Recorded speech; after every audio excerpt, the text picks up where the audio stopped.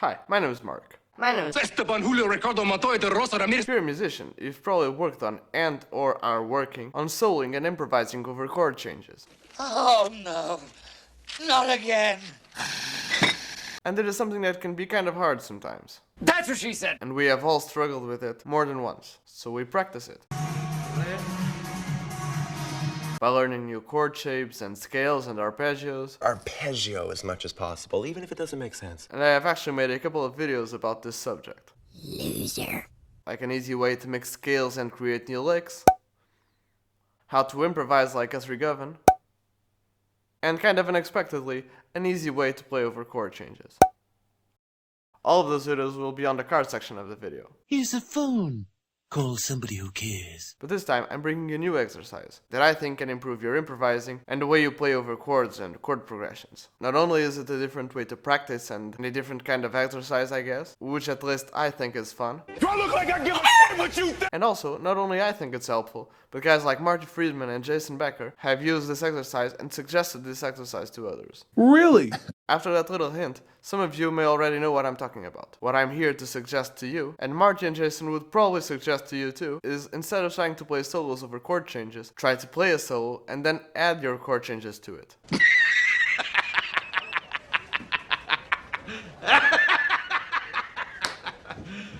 You serious? And it really is the opposite of what we do. We usually worry about melodies and solos and crazy fast playing and kind of neglect the rhythm part of it and the harmonic part of it. And in my opinion, making you think backwards like this not only enhances your improvising and soloing skills, and of course it can enhance your chordal playing, but I think it can enhance your songwriting as well. Oh, well, what if I said, well, if you... Yeah. I'm not saying don't do your other exercises, like practicing arpeggios and scales over chords, or just simply jamming over a backing track. But this is an exercise that you should consider. This kind of practice exercise thing of finding out what chords work with your solo will definitely add to your chordal playing, to your improvising, to your skills of playing over chord changes. It will up your songwriting game, and it will help with your ear training, because next time you hear that lick or that chord, your ear will pick up on those different possibilities that you've been working on. Boring. To give you guys an example, I decided to play a little solo, then show you guys the process I use to find out which chords I'm going to use and which chords work and don't. Let's check it out. So this is the little solo I did.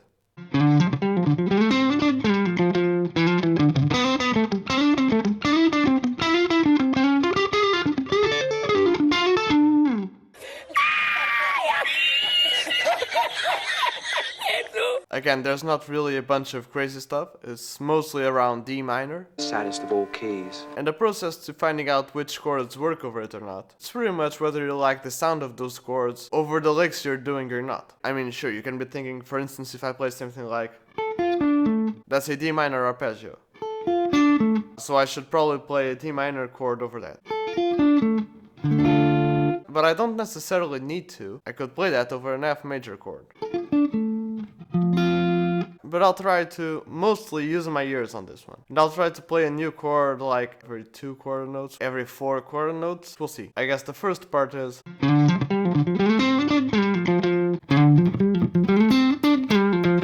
This is strictly D minor pentatonic. And since we're starting on a D note, why not playing like, I don't know, a D minor 7? We could play just a straight D minor. But let's add that D minor 7 in, just for a little extra flavor. This is what we'll get. Wow, that was super delicious. The next part is... Since we're starting on an F, because we're going from... And then starting the second part, with a slide from E to F and then descending from D to C. That's pretty much going the F major scale. So why not start the second part with an F major 7? Bored as she. Let's see how it sounds. Not too bad. Let's get to the next part. Okay. So the next part comes from that little slide. Then we go like this. And this is where the ear section part of it comes in handy. This is the... Oh, yeah! because looking at it's pretty much what we had before in F. But this time we have it in C. So we could play C major 7. And even though the C major 7 isn't a chord in the D minor scale, it would totally work.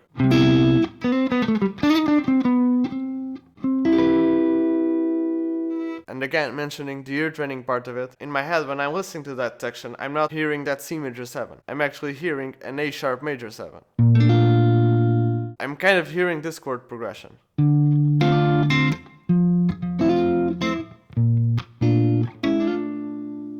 It's actually quite nice. Really nice. But again, it can just be working on my head. Let's hear it with the major 7 chord in.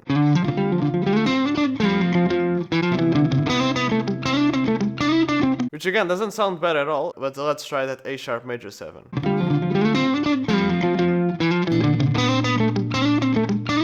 Again, that sounds pretty neat to me. Let's check out the next section. So we have... or something like it, right? So when we end that section, we come to... it's going down the D minor scale. That's so very, very sad. And even before I play a chord over that little part, I got this little idea. Well, we're waiting. From the first chord to the second chord, we're going up a third. So maybe this time we could invert this idea. What I mean by inverting it is, instead of going up a third from A sharp, I was thinking of going down a third. And going down a third means going down to a sixth. And the sixth of A sharp major in D minor would be G minor. So we would be going...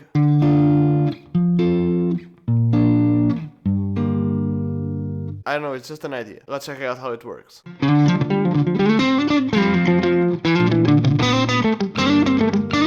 The next section has something that I really like to do, which is to add a natural 7 to the minor pentatonic scale. Oh, you're fancy, huh? Which kind of sounds like... and when you add it to the blues scale, you get this little chromatic bit.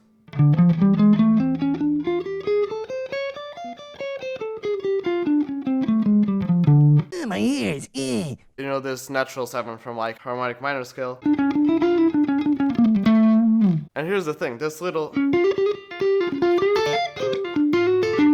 is the last section, and since we're in D minor, we can end it again in D minor.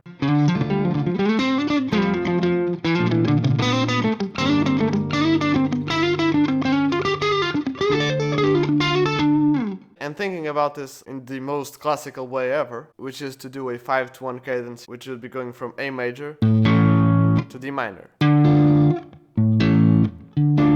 There's no A major in the D minor scale. Check out one of my videos right there.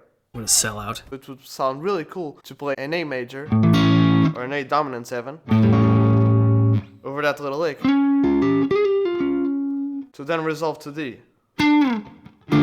Let's check it out with just the G minor on it and then with the A major on it.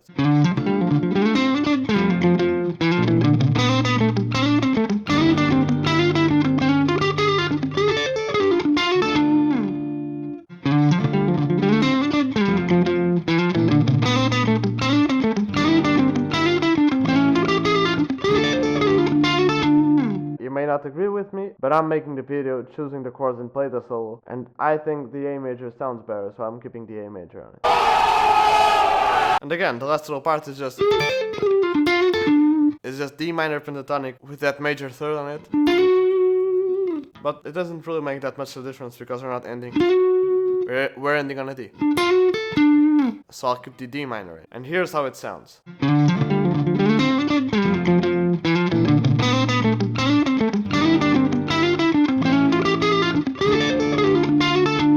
Just to expand on this chord idea, this is kind of the chordal bass I created for it.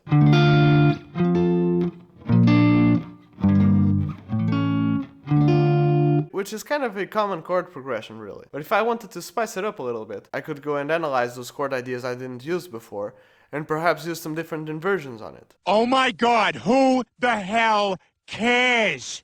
I arranged this other kind of more complex chord progression that I think also sounds really cool. And after I play it to you, I'll kind of show you how I think about it. And for those wondering why I'm adding new chords, when the chords I already have already sound fine, of course if I add something that doesn't sound as good, I'll probably won't use it. But it's the same thing with soloing. You could just use your minor pentatonic for all of your solos. But sometimes you want to play some arpeggios, just for a little extra flavor.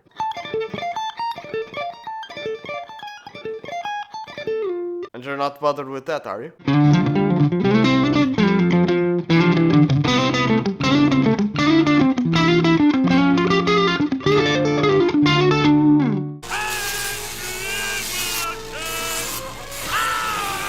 So yeah, that was just a more complex version, I guess, of what I played before, really. Again, we start with a D minor, and then we quickly go to C major, to do a 5-to-1 cadence to F major.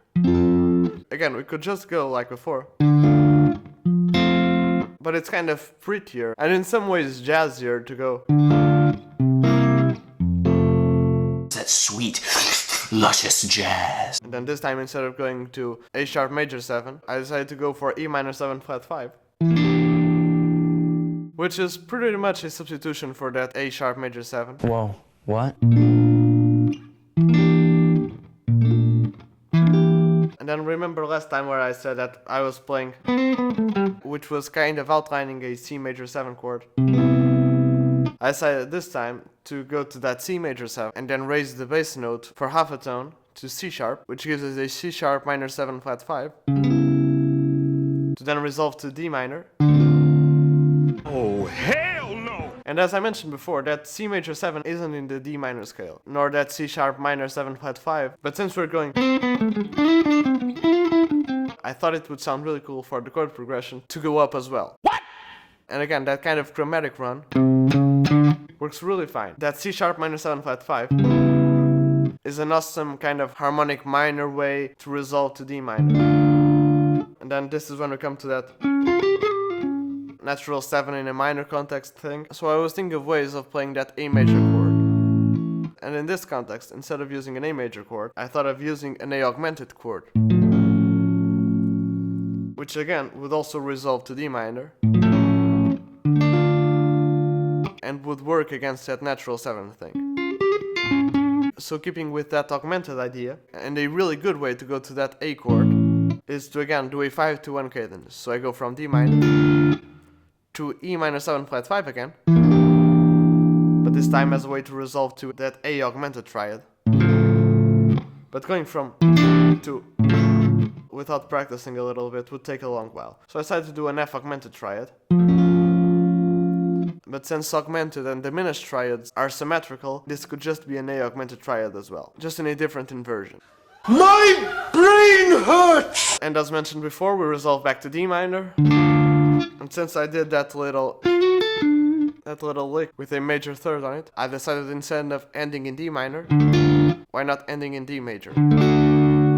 Or D dominant 7. Easy peasy lemon squeezy.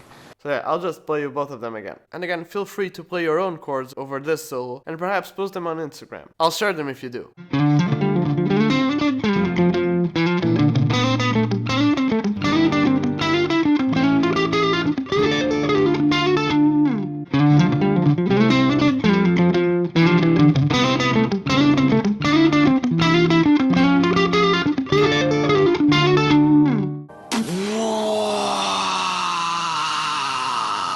Thank you so very much for watching. This video gave me some real hard work actually. Syncing up the playing parts with the talking parts with the two videos that are going along at the same time. It took some time during the editing process. Oh, you poor thing. And I would really enjoy that. If you guys like this video, please leave a like below. No way! As I mentioned before, I have other videos like this one, completely unrelated videos, but it's all either music related or guitar related videos. If you can, leave a comment telling me what you thought of the video and what I can improve on. As always, I'm giving away free Skype lessons. My favorite. And anyone can enter, but they are limited though, so you gotta be fast. I'm fast as fuck, boy! All you gotta do to win one free Skype lesson and discounts on future lessons is to subscribe to my channel, turn on the notifications, follow me on Instagram, like my Facebook page, and then DM me on one of those social media with screenshots proving that you did everything mentioned before. Is that all you got? And yeah, I guess that's it. Again, thank you so very much for watching. Please consider subscribing, and cheers!